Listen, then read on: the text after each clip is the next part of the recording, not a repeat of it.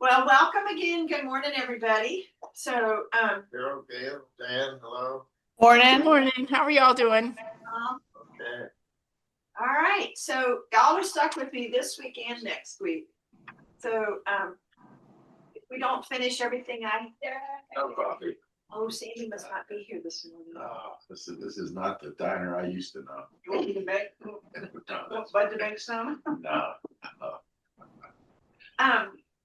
All right. So, our psalm today, since it's Thanksgiving week, is a psalm of thanks, as well as a little admonishment. We give thanks to you, O God. We give thanks. Your name is near. People tell of your wondrous deeds. At the set time that I appoint, I will judge with equity. When the earth totters with all its inhabitants, it is I who keep its pillars steady. I say to the boastful, do not boast. To the wicked, do not lift up your horn. Do not lift up your horn on high or speak with insolent neck. For not from the east or from the west, and not from the wilderness comes lifting up, but it is God who executes judgment, putting down one and lifting up another. For in the hand of the Lord there is a cup of foaming wine, well mixed. He will pour a draught from it, and all the wicked of the earth shall drain it down to the dregs. But I will rejoice forever. I will sing praises to the God of Jacob. All the horns of the wicked I will cut off, but the horns of the righteous will be exalted. Amen. Thanks be to God. So I have to admit, when I was talking about mixing the wine, I was thinking of all your beer. That thought came to mind as I was reading. Oh, Bernie's beer. Good, I've corrupted you. One of these days I'll have to try some. Okay, so there's a chance that today we will get far enough along that next Sunday we'll start talking about David. Whoa! Excuse me. I'm looking for the rolly cart. Anybody? It is across the hall from the fellowship. Ask Michael Whitlow. It's across from the fellowship classroom. Michael knows where it is. Okay, thank you. Okay. All right. So we are in 1 Samuel chapter 13, and everybody's going to need a Bible today because we got a lot of reading to do. Because hopefully we'll get through 3 chapters. It's only got one hand. Yeah, let me get you. Oh, This one, nope. nope. Here, let me do it. Yep. Sorry. No problem. This is probably one of those foreign Bibles. It's an Where's your NRSV. Bible? No, this isn't. But Bernie, where's your Bible? It's in the car. Too hard to You get. have one hand, right? It's on the backseat floor. So too it's hard like- to get. Right. All right. So 1 Samuel chapter 13. Okay. So to get started, I want to do a little geography lesson so that when we get to the names of these different places, you kind of feel like, oh, okay, that's what they're talking about. And to talk about sort of just an overview. All right, so I'm going to start with the map. Okay, so Zoom folks, I'm going to scoot this up, turn this so that you can see a little bit. Okay. So You just twisted my neck. Ouch. Or look at the map in the back of your Bible. That's for the ancient times. Probably the first one in the back of your Bible. Okay, so here's the Dead Sea. All right. And then this, I don't know if you can see it or not. You guys can. This orange area here, this is the lands that belong to the tribe of Benjamin. Okay. And remember, Saul is a Benjamite. Okay. So then here is, Gilgal. So Gilgal is the site that most of what we read today is at. And there's 2 other places right here next to Gilgal. So that's Michmash, and Gibeah. So the 3 of them are all right there at Gilgal. There apparently is a narrow passage through the mountains between these three places. All right. So in my Bible, the map for Benjamin, the Gilgal is in Benjamin. It's not on this one. And the commentators talked about how Gilgal is in Benjamin. So anyhow, so that's where we are, just north of the Dead Sea, with Gilgal, Mishmash, and Gibeah. So, okay. So last week we had, and talking about Saul, he had some pretty good successes with some battles, right? In chapters 13 through 15, things don't go so well for Saul. Things aren't looking so promising for him. And as we read, some of it's a little confusing, even for the commentators. So anyhow, and we're going to start off with a little bit of confusion in verse 1, 13:1. Saul was blank, blank, all right, years old when he began to reign, and he reigned blank and 2 years over Israel. All right, so to illustrate this confusion, this is how a lot of English translations have handled it. So around 12 years, sometime, at some age.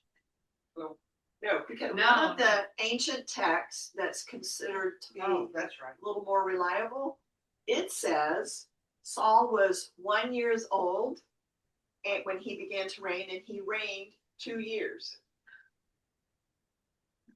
The Greek, remember the Hebrew text there was a Greek translation that's called the Septuagint, back like 300 years before Christ was born, the Greek translation. It leaves this verse out completely. So apparently for a long time, it was somehow got corrupted, and it's just not clear. We don't know. We knew he was really tall. Yeah, we know he was tall and good looking. Right. We know that. But we don't know how long he reigned or. Big baby. 1 to 3 years. That's a big baby. A big baby, right.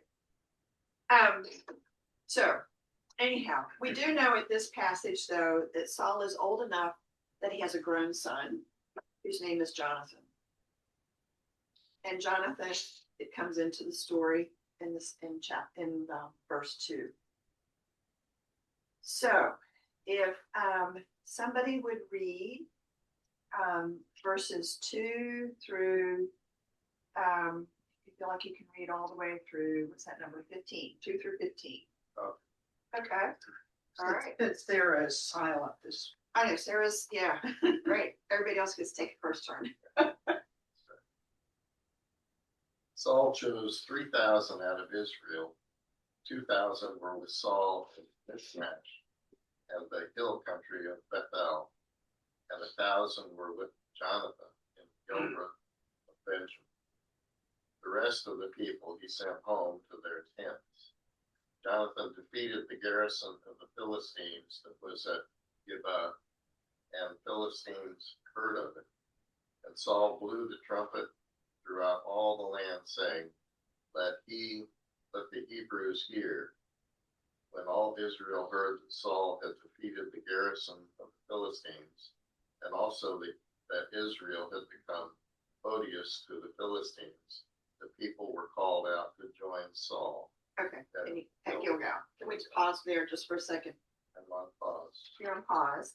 All right, so where it says, and Israel had become odious to the Philistines.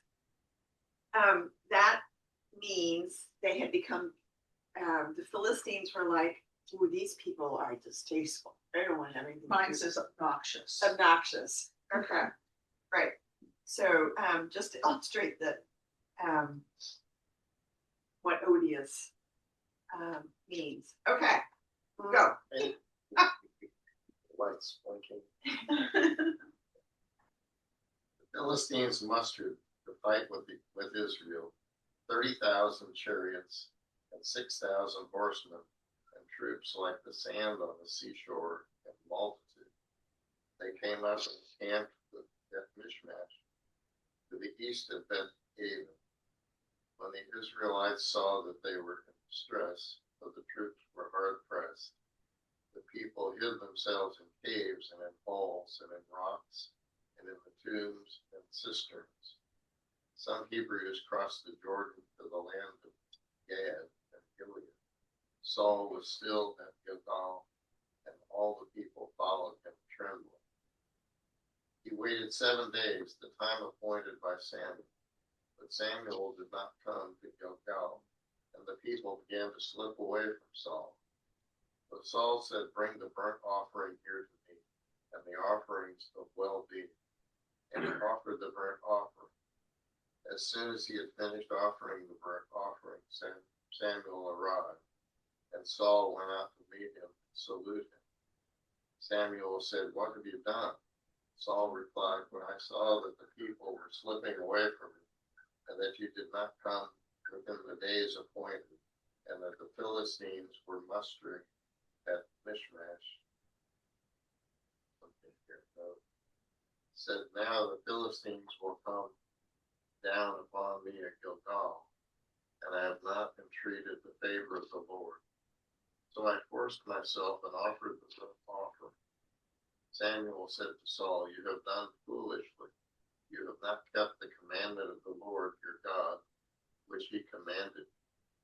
The Lord would have established your kingdom over Israel forever, but now your kingdom will not continue. The Lord has sought out a man after his own heart, and the Lord has appointed him to be ruler over his people, because you have not kept what the Lord commanded." And Samuel left and went on his way from Gilgal. The rest of the people followed Saul, joined the army. They went up from Gilgal toward Gilbreth of Benjamin. Okay. Go on. Nope, that's where. All right, so the Philistines are showing up. They've got 30,000 chariots. That's pretty overwhelming. Mine said something different. Oh, what did yours say? Mine says 3,000. Yeah, Okay. 3,000 Yeah, chariots, that's 6,000 charioteers. Yeah. So, you know those Old Testament numbers. this is 30,000. Yeah, the NRSV says 30,000. Yours is NIV, Susan? Yeah. So, A bunch. a A bunch. bunch. Right. And that's basically the message of Old Testament numbers. And they're high numbers. So anyhow, but the Israelites, so they got nervous, and a good number of them took off, went and hid. All right. And so Saul had been told to wait 7 days, had been told to wait for Samuel. So he waits 7 days. He gets nervous and goes ahead and does this offering, the sacrifice to Some other god, right? Well, Because it just says a burnt offering. he offered a burnt offering. Who Right, we it offered it to. No, it doesn't say who he offered it to, but it doesn't say he doesn't offer it to God. We don't know. It's a burnt offering. And it doesn't say that he shouldn't do it. That's the part I have a problem with. Right. And that's a problem the commentators have too. Okay. So Samuel gets there, and Samuel's pretty pissed at Saul. And nobody really knows why This is Samuel's mad.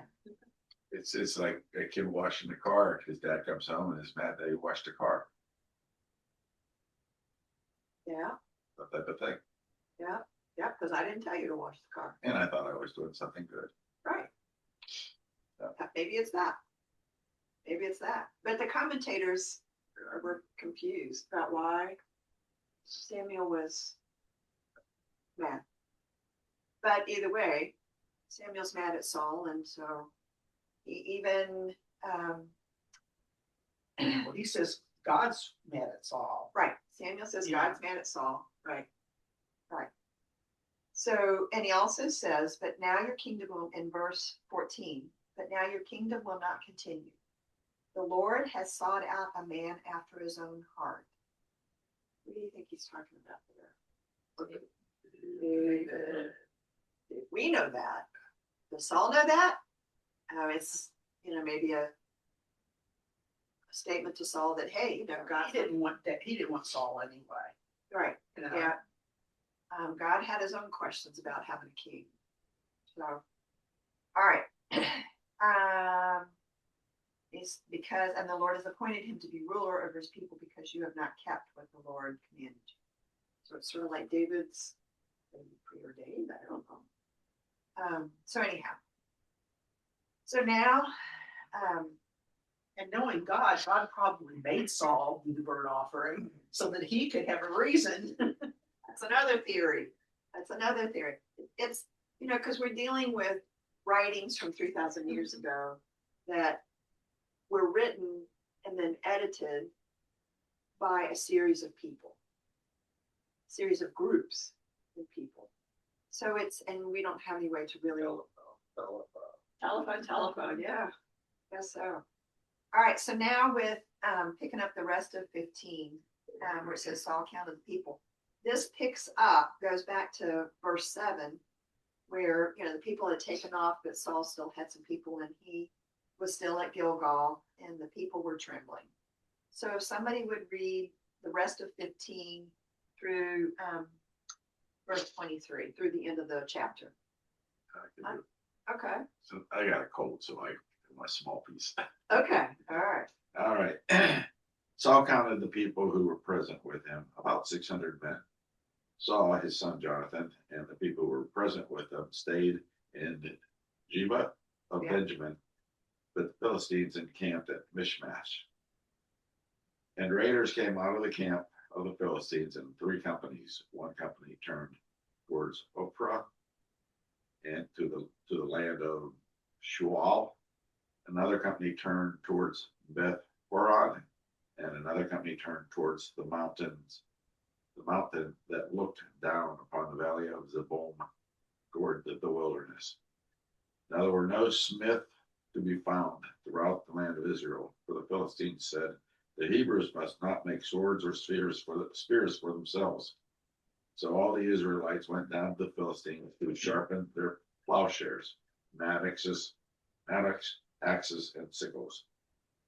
The charge was 2/3 of a shekel for the plowshares, for the mattocks, and 1/3 for the plowshares and for the mattocks, and 1/3 of a shekel for sharpening the axes and for settling the goads. I don't know what a goat is. No, I don't either. Repointing goats is what it says here. What is it? Repointing. So I guess it's the spear. Okay, must be the sharp point. So on the day of the battle, neither sword nor spear was to be found in the possession of any of the people with Saul and Jonathan, but Saul and his son Jonathan had them. Okay. Now the garrisons of the Philistines had gone. Out to the pass of Mishmash. Yeah. Oh, you're right. I missed that. Yeah, Sorry. no, that's okay. All right, so Philistines kind of spread out, right? The goat is a sharp-pointed instrument used to guide livestock, Oh, and it symbolizes divine guidance, discipline, and correction.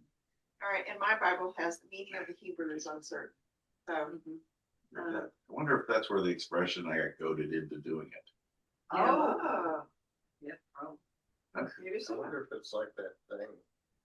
They don't do it anymore, but when they had elephants, they had a stick that was kind of sharp. Uh-huh. But So, all right, so then verse 19, where it talks about there was no smith to be found throughout all the land, like a blacksmith. Right. All right.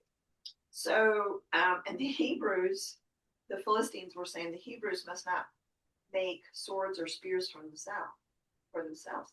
So the Hebrews took their their farming tools to the Philistines, who charged them a fee to Make an instrument. make a war instrument. To be used against them. Right. So one commentator says, oh, this is a unusual thing. The other commentator says the Hebrews, the Israelites, were largely agrarian people and didn't really have tools of war at that point. they had tools and pots and pans. They've already been to war a I couple don't of times. understand. So No Smith and land, I don't know. So it's another passage that Makes a good story. makes a good story. It's an unusual kind of thing. All right. So, all right. So moving into chapter 14, we're going to have a person that I think we've heard about before, way back with Samuel, a priest named Ahijah, Ahijah. So, and he had mentored Samuel earlier in Samuel's work, right? We're also going to hear about an item called an ephod, ephod, which an ephod apparently was a sacred apron-like garment that that had the power, so to speak, according to the commentator, to assist in contacting the divine. So as a priest, this was real from Lord of the Rings. so this was a garment that the priest would wear, would wear to help summon divine, contacting the divine. All right. So this is a story we're going to get into, and this is another. There's an odd quality of the story in this chapter also. So anyhow, if somebody would read 1 through 15. Verse 1 through 15. I can do that. Okay. One day, Jonathan, son of Saul, said to his young armor bearer, "Come, let's go over to the Philistine outpost on the other side." But he did not tell his father. Saul was staying on the outskirts of Gilbreth under a pomegranate tree in Migron. With him were about 600 men, among whom Ahijah, who was wearing an ephod, I guess. He was the son of Ichabod's brother, Ahitub, son of Phinehas, the son of Eli, the Lord's priest in Shiloh. No one was aware that Jonathan had left. On each side of the pass that Jonathan intended to cross to reach the Philistine outpost was a cliff. One was called Boz, and the other Sini. One cliff stood on the north toward Michmash, the other to the south toward Jebah. Jonathan said to his young armor bearer, "Come, let's go over to the outpost of those uncircumcised men." That being the Philistines. Perhaps the Lord will act in our behalf. Nothing can hinder the Lord from saving, whether by many or by few. So all that you have in mind, his armor bearer said, "Go ahead, I am with you, heart and soul." Jonathan said, "Come on then, we will cross over toward them and let them see us. If they say to us, 'Wait there until we come to you,' we will stay where we are and not go up to them. But if they say, 'Come to us,' we will climb up, because that will be our sign that the Lord has given them into our hands." So both of them showed themselves to the Philistine outpost. "Look," said the Philistines, "the Hebrews are crawling out of the holes they were hiding in." The men of the outpost shouted to Jonathan and his armor bearer, "Come up to us. We'll teach you a lesson." So Jonathan said to his armor bearer, "Climb up after me. The Lord has given them into the hand of Israel." Jonathan climbed up using his hands and feet, with his armor bearer right behind him. The Philistines fell before Jonathan, and his armor bearer followed and killed behind him. In that first attack, Jonathan and his armor bearer killed some 20 men in an area of about a half acre. Then panic struck the whole army, those in the camp and field, and those in the outpost and raiding parties, and the ground shook. It was a panic sent by God. Oh. Because the NRSV just says it became a very great panic. It doesn't say it was sent by God. Huh. So I'm gonna start. Jonathan's like, hey, let's go see the And the footnote says, or a terrible panic. or a terrible panic. Oh, okay. All right. All right. So, in the NRSV, yours, it goes back to verse 14, half a furrow long in an acre. It was just a measurement that was used in ancient times. So anyhow, so so what's y'all's take on this as far as Jonathan and his armor bearer, like, oh, let's go see the Philistines, you know? And the armor bearer ends up killing a bunch of them. Hey. Got me. Like you want your armor on, not somebody carrying it behind you. Well, he was aware that in his own mind that the Philistines were going to lie down for him, and they did. Yeah. So I want what he's drinking. But the Philistines saying, come on up, you know, what were they thinking? You know, Well, were there's they only- gonna kill him? We're Well, gonna he teach was you only- a lesson. You were gonna teach you a lesson. Yeah, that's right. Right. Okay. All right. So before we go into the next verses, you guys remember back earlier in Samuel, there was the story about the Hebrews took the Ark of the Covenant out into the battlefield. You know what a big deal that was. All right. So in this passage, it's going to vary according to translation, probably. In verse 18, when Saul says to Ahijah, the priest, bring the Ark of God here. I read that and I was like, whoa, wait a minute. Don't they remember what happened earlier? So anyhow, it turns out other translations use that, say, the ephod, that apron that the priest wore. That so there's question whether or not it really was Right. the ark, that it may have been the Bring ephod. the ephod. At that Right. time he wore the ephod for the Israel. Right. And I also want to go back, because some of you may have caught this. There was the name Orphra. That is not Oprah. Oh, Oprah's name came from, look it up.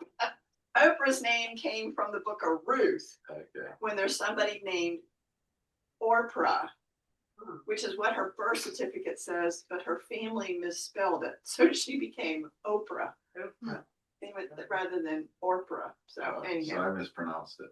So no, you pronounced it I right. did, okay. You did, but when I first read it, I was like, is that where Oprah's name came from? And so I looked it up and it's not. So anyhow, okay, all right. So if somebody would read verses, we're in Samuel 1, chapter 14. I just realized I forgot my glasses. I can't read.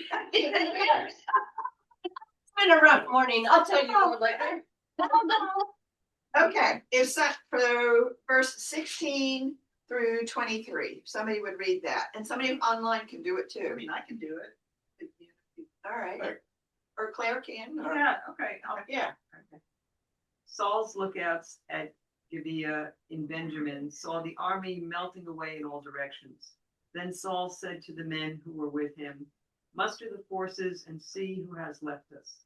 When they did, it was Jonathan and his armor bearer who were not there. Saul said to Ahijah, bring the ark of God. At that time, it was with the Israelites. While Saul was talking to the priest, the tumult in the Philistine camp increased more and more. So Saul said to the priest, withdraw your hand. Then Saul and all his men assembled and went to the battle. They found the Philistines in total confusion, striking each other with their swords.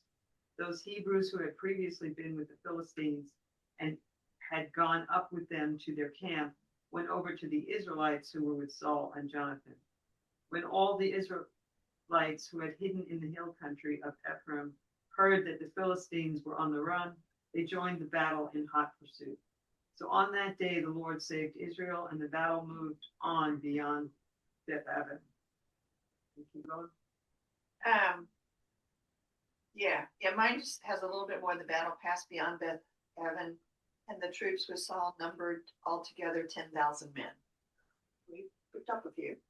And the battle spread out over the hill country of Ephraim. Now, the Israelites were in distress that day. Okay, hold on. So was that verse 24? Yeah. Okay, so let me talk just a little bit about what we just read.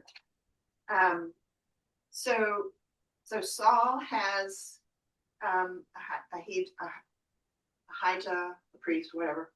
You know, he's like, oh, Jonathan's not here. You know, because Jonathan in his armor bearer just crawled over the hill, looked, you know, taunting the Philistines, and the Philistines like, oh, come on. So and somehow or another they end up killing a bunch of Philistines. So Saul realized Jonathan's not there, so he wants to protect Jonathan. So anyhow, and then somehow or another the Philistines were like, oh no, we're, you know, despite their 30,000 chariots or 3,000 chariots, however many, they're like, oh no, we're out of here. So off they go. So anything anybody wants to add or comment, question about? It's just a side note, doesn't mean anything here, but the logistics of all of this just blows my mind. 10,000 chariots. I'm gonna feed all those horses. You know, Just the water alone. my mind is often. Think of all the holes that just be abolished. Right. They don't have all the logistics folks from Fort Lee, huh, Tom? So, yeah, so we think about that kind of stuff, but, right. And when that first passage, when they did a roll call, I thought they were looking for deserters. Yeah, That's what all right. All right, so now we're gonna get into in this latter part of chapter 14. Somebody would read verses 24 through 30. I can do that again. Okay. Now Saul committed a very rash act on that day. He had laid an oath on the troops, saying, cursed be anyone who eats food before it is evening, and I have avenged my enemies. So none of the troops tasted food.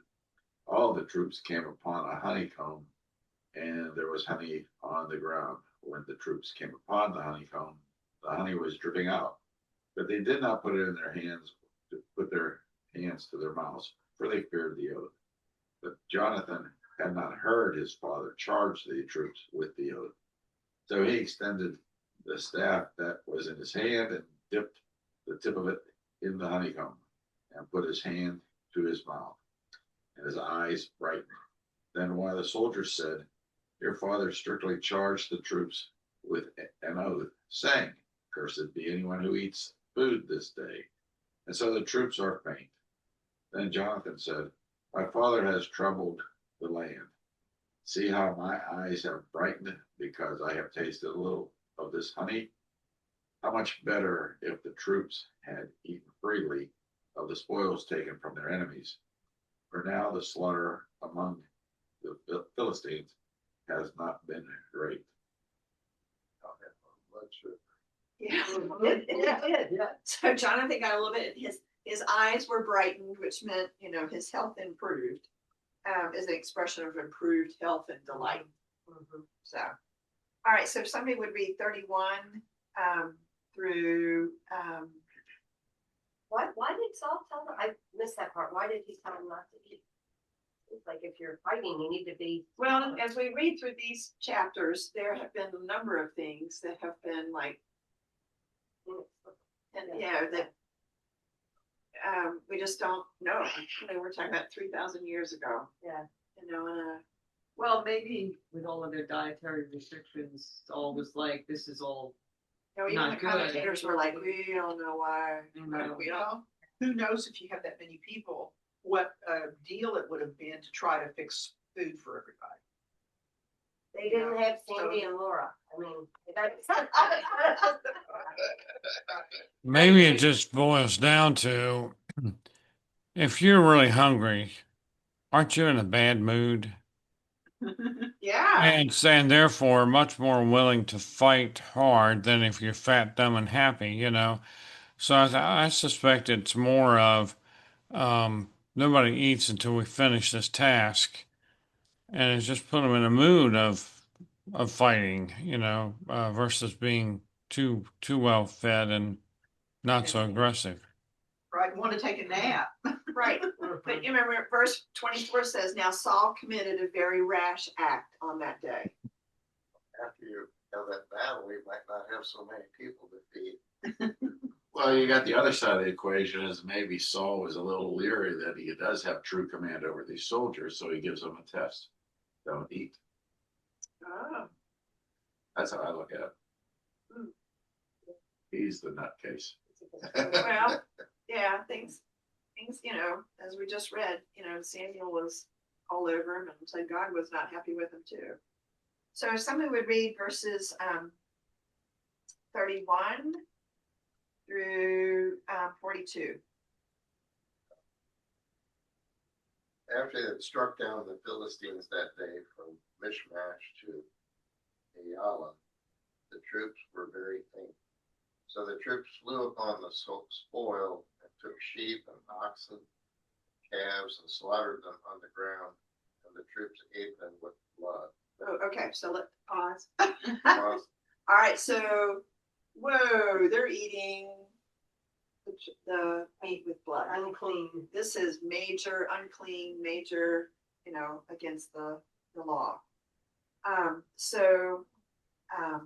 right, so go. Then it was reported to Saul, look, the troops are sinning against the Lord by eating the blood.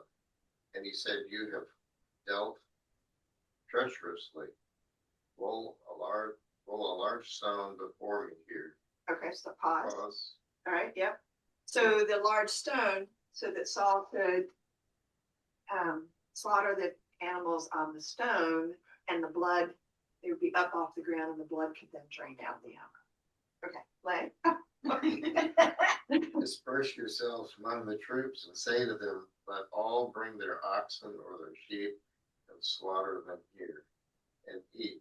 Do not sin against the Lord by eating with the blood. So all of the troops brought their oxen with them that night and slaughtered them there. And Saul built an altar to the Lord. It was the first altar that he built to the Lord. And Saul said, let us go down after the Philistines by night and despoil them until the morning light. Let us not leave one of them. He said, do whatever seems good to you. But the priest said, let us draw near to God here. So Saul inquired of God, shall I go down after the Philistines? Will you give them to the hand of Israel? But he did not answer him that day. Saul said, come here, all you leaders of the people, and let us find out how this sin has arisen today. For as the Lord lives who saves Israel, even if it is in my son Jonathan, he shall surely die. But there was no one among the people who answered. He said to all Israel, you shall be on one side, and I and my son Jonathan will be on the other side. The people said to Saul, do what seems good to you. Then Saul said, O Lord God of Israel, why have you not answered your servant today? If this guilt is in me or in my son Jonathan, O Lord God of Israel, give Urim. But Okay, so, all right, so we can pause here. All right, so in this verse, it says, give Urim, but if this guilt is in your people of Israel, give Thummim. All right, so Thummim. So these are sacred objects that were used by the Israelites. There are other references in other books to Urim and Thummim. They were sacred objects that were used to help perceive God's will.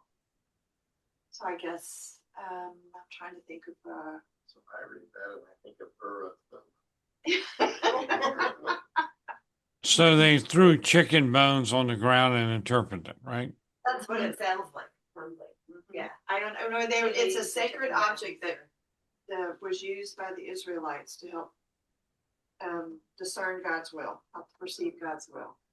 So I don't really know what they were, but there are other references to them. So this is Sounds like a false god almost. It does, it sounds like. Well, I was trying to think, An oracle or something, I don't. you know, like maybe the cross, using the cross in sanctuaries. To make decisions, Well, some people do. spin the cross. Well, that's, well, Spin the cross. it is kind of, because the next verse, and Jonathan and Saul were indicated by the lot. So remember back in chapter 10, there was using of lots, making decision, you know, when you have little I pieces. think of Carol's paper. right. I mean, some might say it's chicken bones as a joke, but there were a lot of things where they cast bones, or the Romans talked about the ocuries of birds fly, all that. And so it's a more random thing. The cross is one stationary thing. Yeah, I don't know that that's a good example, but But yeah, no, but yeah, so it's like right. So it's casting something, something in yeah, however they form right, a shape. drawn, they'll- drawn, Tea leaves, There right. you go. yeah, Tea leaves. tea leaves. tea leaves, drawn cross, yeah, okay. Right, so, right, play. Jonathan and Saul were indicated by the lot, but the people were cleared. Then Saul said, "Cast the lot between me and my son Jonathan." And Jonathan was taken. Then Saul said to Jonathan, "Tell me what you have done."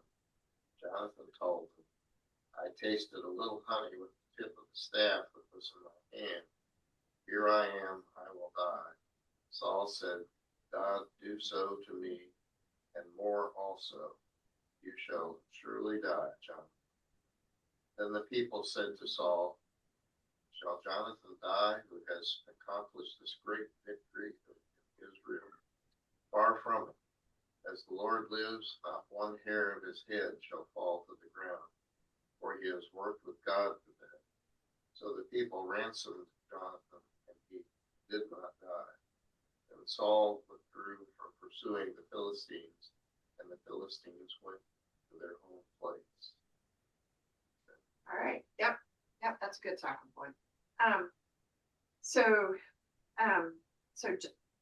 Saul cries out to God, God doesn't answer. He decided it's because we committed some sin. So,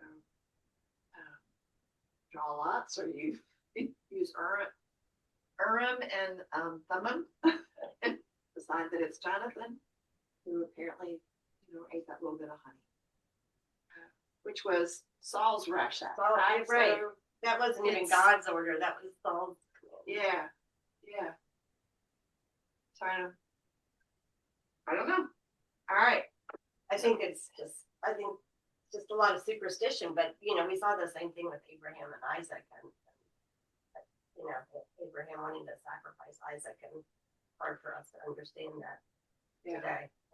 Same kind of thing. Right.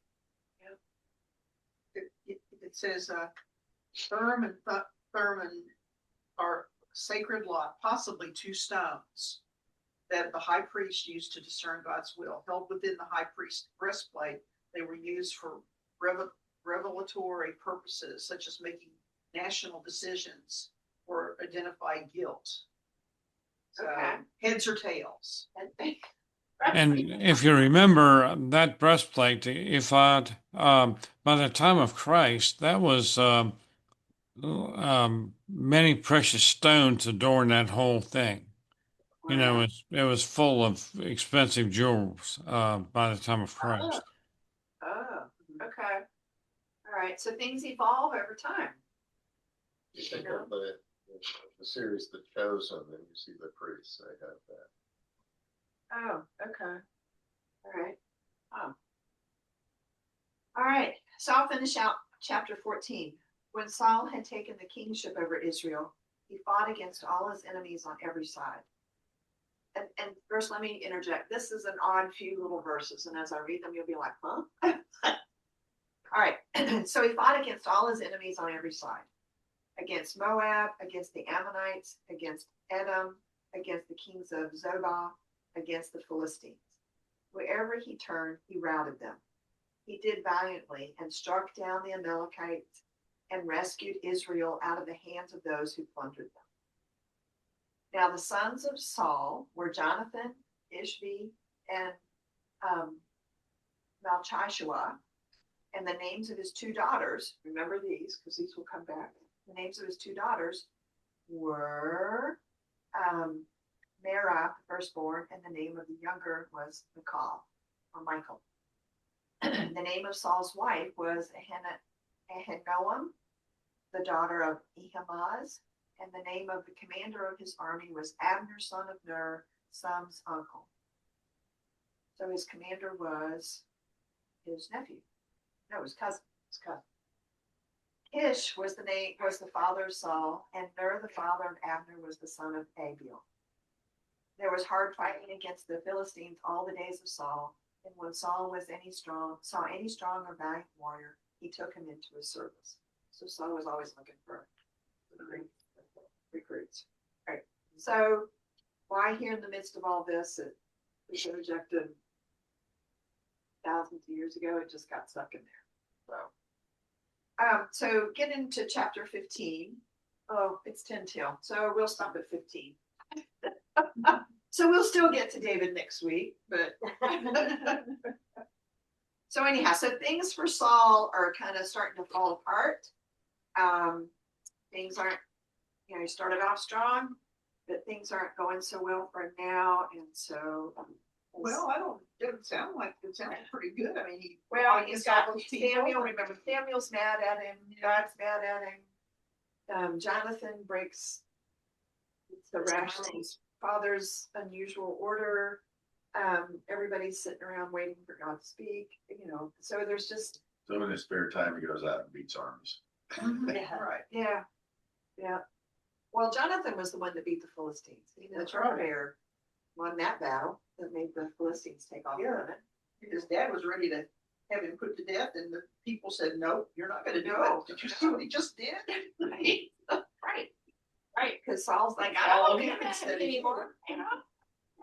So anyhow, 3,000 years of history is, a time made for some unusual passages. So,